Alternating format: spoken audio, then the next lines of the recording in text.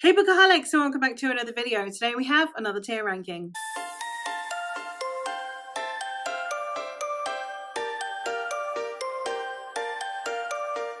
Today marks the very last of my tier ranking videos that I'm going to be doing. I have been going through tier ranking all of the books that I've read for different projects throughout the year. The first one I read was all of my collaborative projects. So I did a ranking of all of my book club picks, all of my Friends Take Over My TBR picks, and also all of the Coven Read picks. Then the most recent one that I did was I went through all of the books that I have pulled out of my spinner wheel. And now we're going to be ranking all of the books that I have read for my Fantasy Reader Reads Romance vlogs. I have done 6 romance vlogs throughout the year, and they have all been tied loosely by a theme. So we're going to go through all of the books that I have read for this project, and we're going to rank them from best to worst for no particular reason other than to just see how it goes. I'm going to be doing these by vlog, so each vlog gets a little shout out, and I'm really excited to go through these and see how I fare. I don't think I know which of the vlogs ended up being the best one. I mean, possibly the Sapphic one, because 2 of them were really good, but also there was a DNF in there, so I don't know. The things that we have had is that I had a popular romantasy one, we had dark romance, we had Raylo fanfiction, because I did that for Star Wars Day. I have Pride, which was basically just Sapphic romances. I had witches, and then I had winter romances. So let's go through all of the books that I have read for this and my thoughts on them and see where they rank. I'm really sorry if I end up not looking at the camera all of the time, because I am obviously looking at the tier ranking as goes. So let's look at the books. So as you can see along the bottom here, we have all of the books that I have read for this project, and the largest project was my witchy one, and the shortest project was my winter romances one. One had 5, one had 3, the others all had 4. So let's get into the books. The first vlog that we're going to be talking about is my popular romantasy vlog. For this one, I read 4 books that are really, really hyped romantasies, be it on TikTok or Instagram or BookTube. So the first one that we have on here is we have The Crimson Moth by Kirsten Ciccarelli. This one I did like. I really liked this. I haven't felt compelled to pick up the sequel though. I enjoyed it, but not enough that I'm like, oh, I should continue. And it's a duology, so it should be easy for me to be like, fantastic, I can finish out a series. I haven't. So I'm going to put it in B, solely on the basis that clearly it's not at the forefront of my mind, but I did have a very good time with it while I read it. The next one that we have is Guild. Guild is one that I liked, but I did have problems with. Basically, there was an element of sexual assault in here that I don't think was handled well. I explain it in the vlog, my issues with it. I don't think that's necessarily on the author. I think it is just something that kind of happens a lot in subtext that people don't even realize they're doing. It happens a lot within stories in general. I had problems with it, but I did like it. So I'm going to put this also in B. I'm going to put it under The Crimson Moth because I didn't really have problems with The Crimson Moth. It's just not very memorable. Guild is more memorable, but I did have problems with it. So it can also go in B. The next one we have is Fourth Wing. Now, Fourth Wing, I don't know why I didn't vibe with Fourth Wing. I wanted to love Fourth Wing, but also I just didn't care. And I kept saying, oh, I want there to be more dragons. My friend Rachel was like, there's more dragons in that than there are in most dragon fantasies. And when I think about it, she's not wrong. She's not lying, but I wanted more dragons. And I don't know if that's because I only cared about the dragons. I didn't care about the people. So it might be that I wanted more dragons, not because of an insufficiency of dragons comparatively to the rest of the dragon romances, but because the only thing I actually was even remotely interested in was the dragons. So I'm going to put this at C. Not because I disliked it. It's not a bad book. There were things that I disliked about it, but I wouldn't say, I'm not one of those people that's here to trash it. I just wish that I loved it. I want to be on that hype train. I see all these books and I'm like, I want to be on that hype train. I haven't been on the hype train since Sarah J. Maas. Please, for the love of God, give me something to hype about. I want to love this book. I want to be on that hype train with everyone else. Will I be continuing this series? Probably not. Given the people that love the first one and not enjoying the sequels as much, it ain't gonna be me.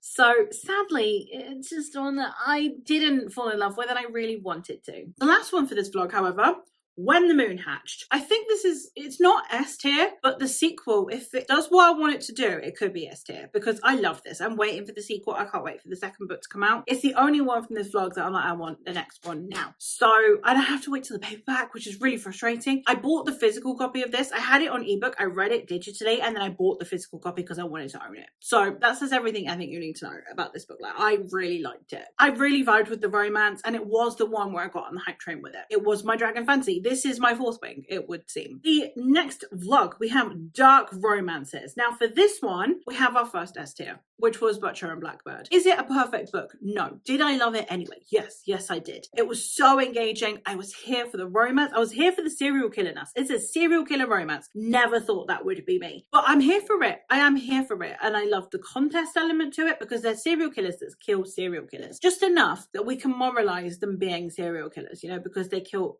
worse people, I guess. And I was here for it. I loved it. I'm looking forward to reading the sequel. I don't really know why I haven't yet. I'm not gonna lie.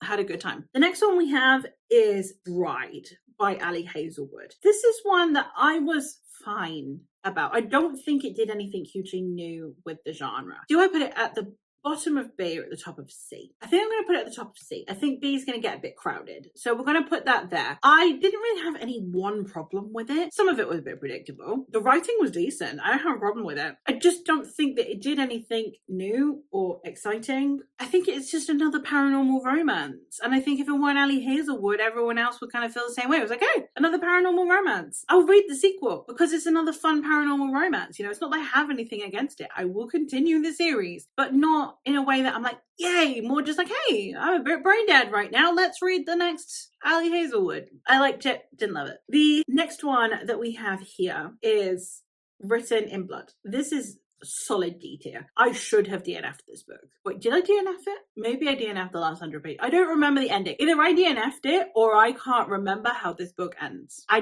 don't care about this book. It was, and there was incest in there, and it was like dark and like trying to be taboo, but it was just dark and like icky. And yeah, I had a horrible time with this. Another one I should have DNF'd. I didn't hate it as much as Written in Blood, but I did also hate it. It's Predator's Bait. I would have DNF'd this one if it weren't a novella, I think. It's just not my vibe. It's like a mafia romance, and the way that it factored in domestic abuse and survivors of domestic abuse, I just don't think it was very respectful of that. That's just me. I get this personal opinion, and when it comes to taboo romances, people have different thresholds. It wasn't for me. One of those things. On to the next vlog, which was Reylo, because apparently there was so much Reylo fanfiction out there, I can make a whole vlog on it. For May the 4th, should I have read Star Wars books?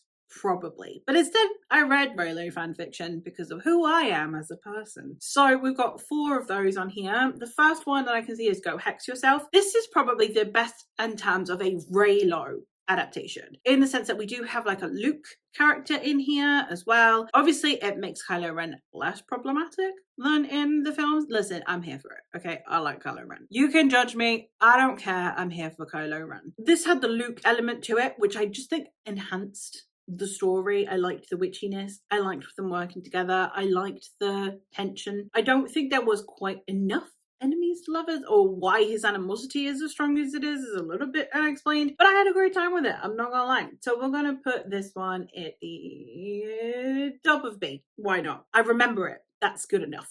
My Roommate's a Vampire. I liked Roommate's a Vampire. I'm gonna put this at the top of C. It was fun. It's not memorable. It's not the best book I've read. It was fantastic, brain dead read. I will be continuing. I own the sequel. I will be continuing with the series whenever I'm feeling a bit brain dead, especially if I'm feeling like in the, well, paranormal sphere. Like with Bride, it's like, yeah, good time, not a long time. Let's go. It did what it set out to do. Am I going to spoon about it? No. Was it fun? Yes. That's enough for me. Hurricane Wars. Oh, I wanted to love this book so much. I wanted to love this book and I just didn't. I didn't love it. It's going at the bottom of C.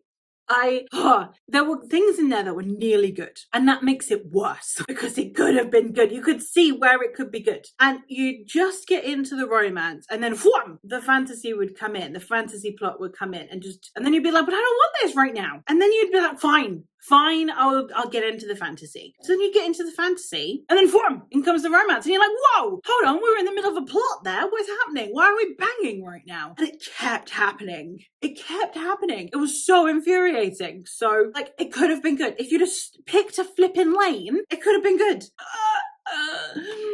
Will I continue? I don't know, people. I don't know. But yeah, I have strong feelings about Hurricane Wars. And the last of the Raylo ones I have is the Love Hypothesis. Love Hypothesis was nearly good. I liked the romance. I hated the best friend. I could not stand the Ray character. I can't remember her name. I could not stand her best friend. I wanted to throttle the best friend. She was creepy. The level of investment she had in this romance was flipping weird. It was creepy AF. If my best friend were like that, I would be like, go get some therapy and go get laid on your own. Leave me alone. What is wrong with you? So yeah, no, could never be me. But I liked the romance. Was it Raylo? No, it was Grumpy Sunshine. And I suppose the author kind of loosely based the appearance of Adam on Adam Driver. There was no Raylo-ness to this at all. It was a typical Grumpy Sunshine romance. There was no Raylo to this whatsoever. So as a Raylo romance, terrible. As a romance, fun. As a typical, like, you know, contemporary romance, yeah, fun. Let's go. I'm going to put this above Guild. Because again, with Guild, I did have like actual problems with it.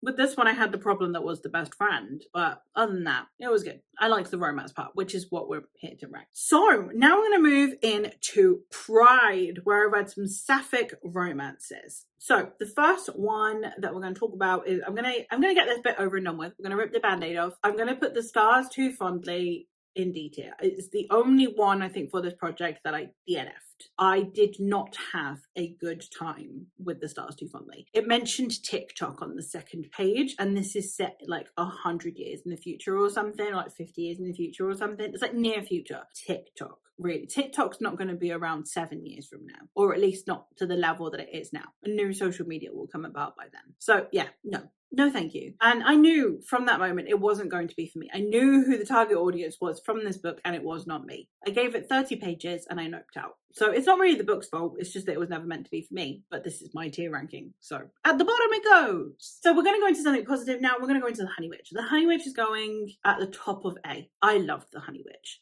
I really did enjoy this book. 4.5 stars. I think that the pacing could have been a bit stronger in the middle. Other than that, no critiques. I understand that not everyone loves this, but I do. I understand that like a lot of people are like, oh, I thought this would be a new favourite and it was just fine. I get it. Could never be me. I loved this book. I loved the vibes. I loved the characters. I loved the setting. I loved the pacing for the most part. As I said, could have been a bit tighter in the middle. Other than that, perfect book. And I will read anything else this author puts out. For another one that was like, I wish I loved it more, we've got Bitter Thorn by Kat Dunn. This one, I really wanted to love this book.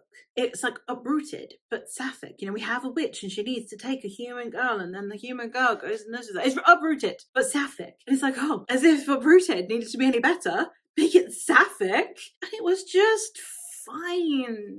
It didn't bring anything new, and I liked Uprooted more. And if I've got a queer option and a straight option, and I'm liking the straight option more, but the friendship in Uprooted is what did it for me. And this just lacked that element, because it tried to make it where the sapphic romance was also the friendship. It combined the two, which is fine. But I like my main character having a friend that is not the love interest, be it male or female. A lot of the time with queer romances, we kind of have it where it's like, oh, well, because I'm a girl and she's a girl, and we can also be best friends. It's like, my husband is my best friend. Like, that is fine. My husband is genuinely my best friend. He was my best friend before he was my husband. That is fine. But that doesn't mean that you don't need friends outside of the relationship. And that is something that Uprooted provided that Bitterthorn didn't think it needed to provide because it was sapphic. Gay women also deserve to have women friends. So it just took away the only element of Uprooted that I absolutely adored, that made Uprooted stand out for me more than any of the other romances of the Silk. So it didn't have that element.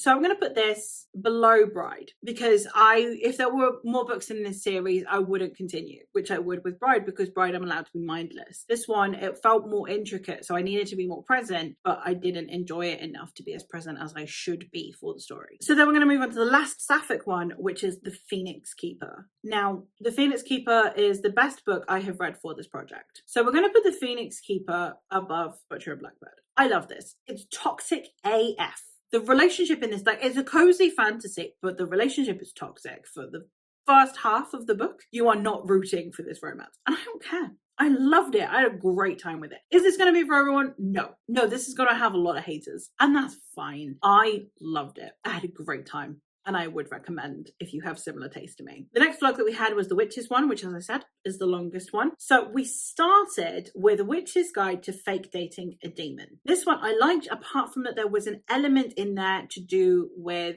abuse that I think should have A, been a content warning, and 2, because it's cozy, it was handled a little bit too gently, but at the same time presented very heavy, and I don't think that it balanced itself out very well for that. So I'm going to put this just below Go Hex Yourself, because I will be continuing the series. I know who the romances are in the second one. I will be continuing the series, so it can't go below Crimson Moth where I'm not continuing the series. But I did have some problems with it, but also some of the elements were very lovely, and I really liked the romance when it wasn't being weird. But we did have a third act, actually the third act breakup. No, maybe this does need to go lower. Maybe it needs to go at the bottom of B, because that third act breakup really did ruin the book for me for a minute there. I was going to DNF at that third act breakup. So yeah, maybe at the bottom of B. Some elements were really good, some elements were very frustrating. The next one that we have is we have Rewitched by Lucy Jane Wood. This one can go just under the Honey Witch. I really liked Rewitched. I really loved the way that it was presented thematically. The conversation that this book was trying to have with its audience, I think, was handled beautifully. It's not a romance.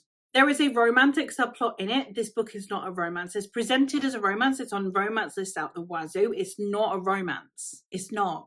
It's a contemporary, paranormal, cozy story that has a romantic subplot. So I think if you're going into this and you're wanting a romance, you might be a bit disappointed. But if you then adjust your expectations accordingly and oh, it's not a romance, it's just a cozy story, I think you'll enjoy it.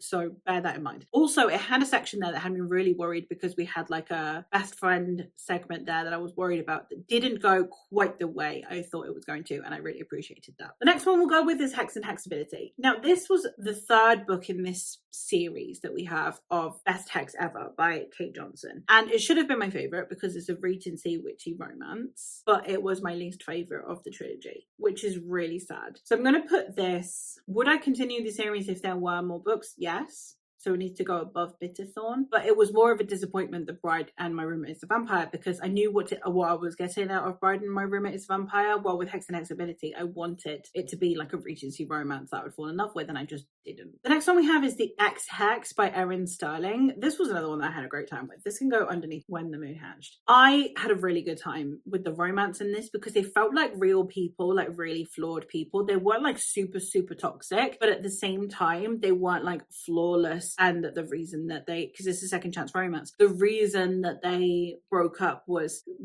through no fault of their own, and they are completely innocent, poor babies. It's like, no, they're people, and they made mistakes and they made choices, and that led to where they are now. And I liked that.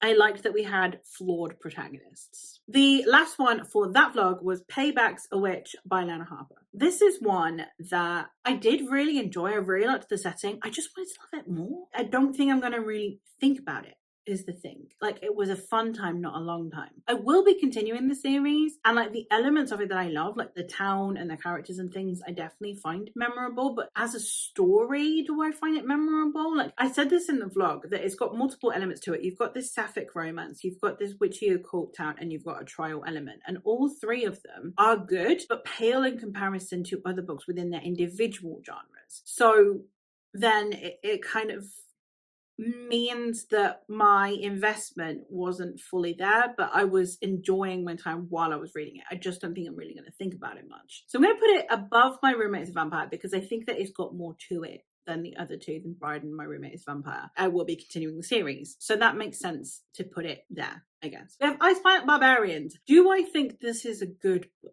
No, I do not. Did I have a good time anyway? Yes, I did. I don't know if I'll be continuing the series anytime soon, but I probably will. So this can go at the bottom of B. I had a good time with it. I'm not gonna lie. Then we have Ledge. Ledge Ledge could have been good. I'll continue the series. It's kind of like with Hurricane Wars, almost like the more epic fantasy we get in our romantasy, the more I'm like, okay, but could we actually get like a good balance of it? I just don't necessarily think that this one got the balance 100%, but I did still really enjoy it. I think I'm going to put this at the bottom of B as well. Like, I had a good time with it. The Northwind surprised me, actually. It surprised me how much I enjoyed it. I mean, it's not reinvented the wheel. I think because I went in with kind of low expectations that would be like, oh, it just sounds like another generic fantasy. I thought I would love it less than I did. So I think I'm going to put this above Crimson Moth, because I had a good time with this one and I was surprised at how good of a time I had with it. So there you have it. Those are all of the books that I read for my Fantasy Reader Reads Romantasy vlogs. These are all of the books that I read for that. The tier ranking